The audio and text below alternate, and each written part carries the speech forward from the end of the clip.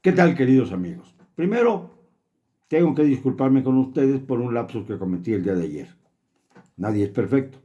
Mencioné entre las mujeres más importantes de este país en cuanto a su poder adquisitivo, a la más importante, a una persona que está más bien ligada a la farándula y no a la vida política y económica del país.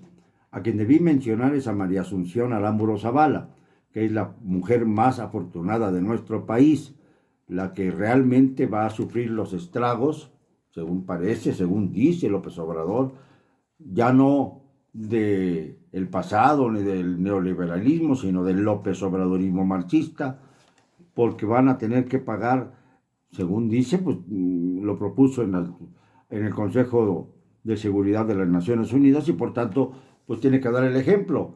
El 4% de sus ingresos, de sus fortunas, para aliviar la pobreza en el mundo. Hay que aclararle a López Obrador que hay muchos multimillonarios del planeta y también de México que entregan bastante más que el 4% de sus emolumentos a cuestiones relacionadas con distintos asuntos que tienen a la humanidad en jaque. Por ejemplo, el clima que tanto ha cambiado en estos últimos tiempos y que ha dado lugar a una reacción fuerte de las naciones más poderosas del mundo. Ahora mismo se lleva a cabo una cumbre de las Naciones Unidas sobre cambio climático y se le ha dado por nombre COP29. Pero a esa cumbre no asistió López Obrador. ¿Por qué se va a tomar la molestia si él no cree en el cambio climático ni cree que es necesario firmar el protocolo de Glasgow para evitar la deforestación en el mundo? Él piensa que él es el que sabe más que nadie cómo están las cosas en el universo. Y por eso se atrevió a proponer este proyecto de bienestar mundial en el seno del Consejo de Seguridad de las Naciones Unidas, porque alega que la corrupción es la que genera las guerras.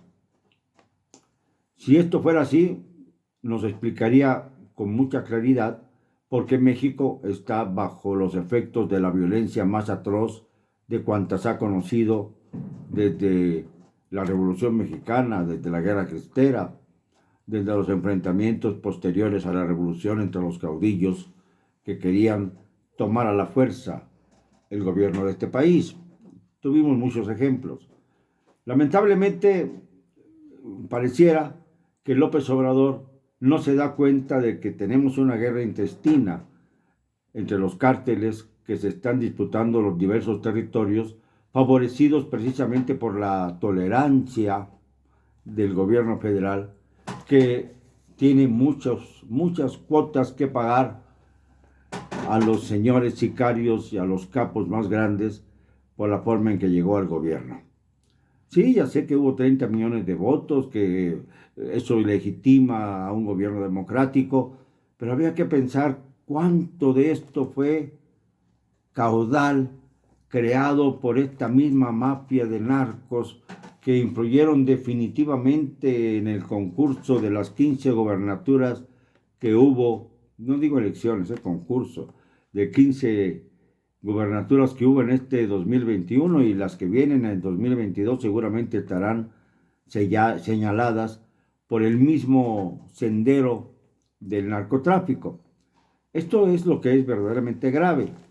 Y también es grave que se castigue no a los de arriba hacia abajo, como dijo el señor que iba a proceder, sino que se castigue a aquellos que muestran algún signo de autonomía. Por ejemplo, en el caso de la Unidad de Inteligencia Financiera, la salida de Santiago Nieto para mí es verdaderamente penosa porque se excedió, se le fue la cabeza, quizá porque a veces las mujeres de las que se enamora uno no siempre tienden a buscar la austeridad republicana, sino a ufanarse de que la boda es el sueño de sus vidas y obligan al marido dócil a salirse un poco de su discurso, si son funcionarios públicos, para caer en los brazos de las damas querendonas. Y lamentablemente esto fue lo que le pasó al señor Nieto. Invirtió una barbaridad de dinero en su boda. Invitó a mucha gente que fue hacia el sitio de la boda, allá en Guatemala, en aviones privados de lujo. Y esto hizo no los errores que hubiera podido cometer al frente de sus funciones, sino un evento particular que exhibió la falta de moderación del titular de la SAT, Santiago Nieto. Y este fue el motivo para que se fuera, para que López Obrador interviniera y se fuera, y pusiera en su lugar, claro, a un incondicional suyo, Pablo Gómez, alguien que ha crecido junto con Andrés Manuel, que fue líder del Consejo Nacional de Huelga en 1968, que estuvo en la cárcel durante un tiempo con motivo de esta represión brutal que sufrimos en Tlatelolco. Sufrimos porque yo también era estudiante en esa época, aunque no estuve en la Plaza de las Tres Culturas precisamente ese día, pero sí estuve después, el jueves de Corpus, el 10 de junio de 1971. Pero bueno, eso ya son anécdotas de carácter personal. Lo importante es que Pablo Gómez es un individuo que tiene un discurso absolutamente comunista. No hay duda alguna porque ha pertenecido al Partido Comunista, perteneció después a todos los partidos de izquierda hasta que aterrizó en el Partido de la Revolución Democrática como uno de los íconos de la izquierda que verdaderamente eran estudiosos del marxismo-leninismo. Ahora seguramente estudian el López Obradorismo marxismo. Primero López Obrador y luego Marx, no al revés como cuando se habla del marxismo-leninismo. Lo que pasa es que López Obrador es tan soberbio que no podría permitir que Marx se le fuera por delante, primero él. Entonces es de los grandes ideólogos de esta nueva doctrina política que se acerca mucho, dicen que a través del Foro de Sao Paulo, etcétera, etcétera, a los pues peores miembros de aquella terrible época del socialismo comunistoide, del comunismo socializante, como queramos decirlo, que desgraciadamente engañó a buena parte de la humanidad y que está en franca decadencia, aunque todavía en Rusia Vladimir Putin insista en que es el modelo económico más adecuado para nuestro universo. Es decir, el gobierno en el que todo lo controla el propio gobierno a cambio de darle mendrugos a la población que padece hambres, padece todo tipo de represión, no tienen libertades de expresión, por ejemplo, la libertad de expresión que es la reina de las libertades, no tienen libertades individuales, viven una existencia aparentemente colectiva, pero que efectivamente los empobrece. Y en una nación como Rusia, con tantos millones de habitantes, esto ya viene siendo caduco. Es como una enorme monarquía, pero en la que se pisotean además todos los derechos a futuro. Esto es algo más grave, es decir, no solamente el presente está putrefacto, sino también se hipotecan los derechos de las personas a futuro. Habría que analizar esto con mayor calma, porque no es cualquier cosa. Porque ya es evidente que López Obrador lo que quiere es ser parte de ese grupito que ha quedado, que cree firmemente que la justicia social tiene que ver con una dictadura comunista, como la que implementan en Venezuela Nicolás Maduro y los que lo rodean, como la que implementó el propio Hugo Chávez allá mismo, la de los Castro en Cuba, que ahora prosigue Miguel Díaz-Canel, o como la de Daniel Ortega, que se dio el lujo de tener una elección absolutamente fraudulenta para prolongar su mandato en Nicaragua. Estamos viéndolo muy de cerca, estamos viendo cómo se está entrampando el futuro de varias naciones sudamericanas por la intromisión grosera de elementos que no tienen la más ligera idea de cómo debe aplicarse la justicia social, sin necesidad de quebrantar la paz social y la igualdad, que es lo que verdaderamente importa en una sociedad. Las desigualdades no sirven, ni para un lado ni para otro.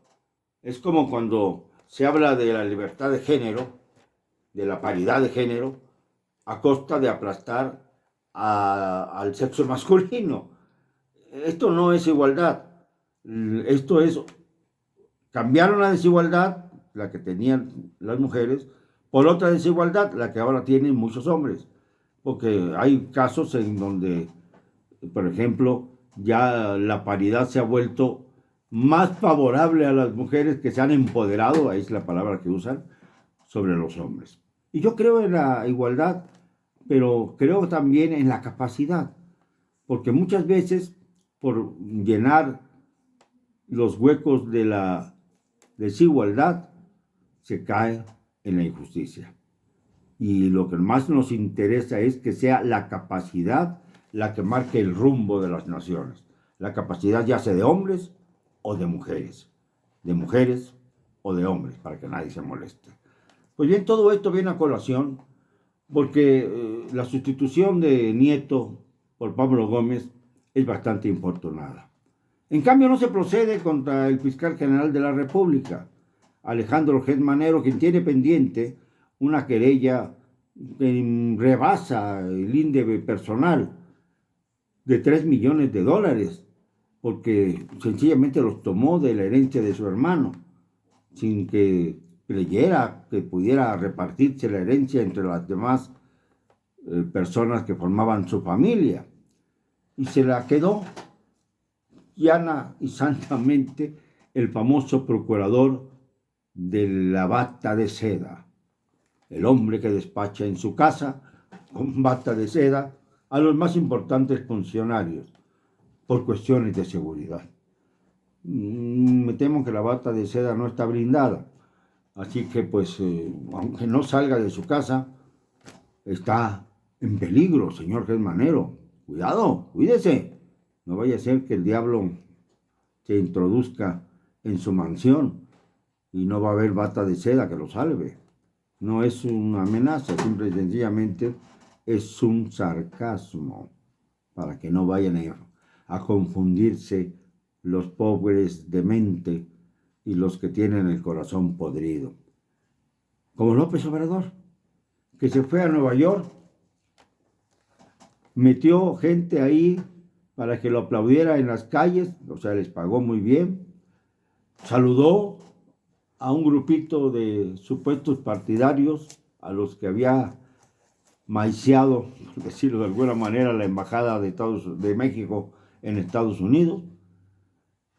No sacaron a aquellos que protestaban, que eran bastante más que los que iban a aplaudirle mercenariamente. Dirigió un mensaje a los migrantes, pero eso sí, no en vivo, no frente a los migrantes mexicanos, no, un mensaje grabado para no tener forma de que los migrantes que están allí pues le dijeran a la cara todo lo que piensan de él. O sea, una cobardía más de López Obrador. Y ni siquiera se presentó al grupo de las Naciones Unidas sobre el cambio climático. ¿Cómo lo iba a hacer si en Glasgow no quiso firmar el protocolo para evitar la deforestación mundial? ¿Cómo lo iba a hacer si parece que no le importa el cambio climático, creando refinerías cuando estas ya están pasadas de moda? Y lo que urge ahora es precisamente extraer el mayor número de litio, el mayor volumen de litio, para poder acceder a las nuevas tecnologías mundiales y no rezagarnos con el combustible que ya no va a tener futuro de ninguna manera en la próxima década. No creo que duren 10 años más los consumidores de petróleo, ni va a haber forma de que este petróleo, el oro negro, sustituya al oro blanco, que es el litio, que es al que le apuestan las potencias universales. En fin, tenemos un presidente, López Obrador, en la silla voladora. Lo siento, no me van a callar, y lo digo hoy siempre, con cero cobardía.